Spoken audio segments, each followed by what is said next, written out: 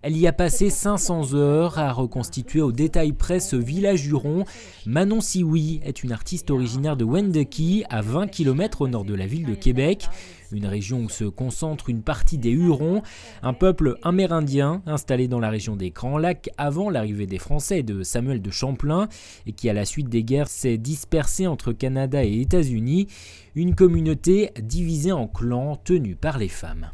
La femme était habituée et s'occupait de la vie au village, s'occupait des enfants, s'occupait de l'agriculture. Fait que donc, tout était organisé autour de la femme et aussi les chefs.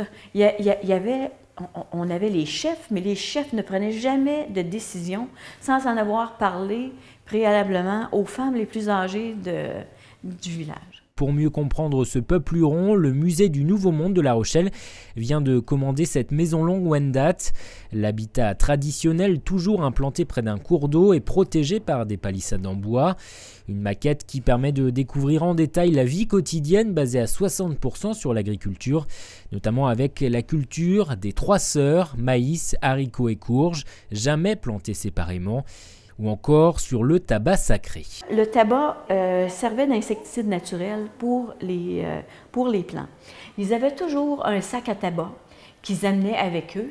Et lorsqu'ils chassaient un animal, ils faisaient une offrande de tabac et une prière pour remercier l'âme de l'animal de s'être offert pour pouvoir nourrir les gens de la communauté. Fait que donc ça, c'était bien important, c'était bien ancré dans les mœurs et coutumes là, des Wendat, le respect de la nature.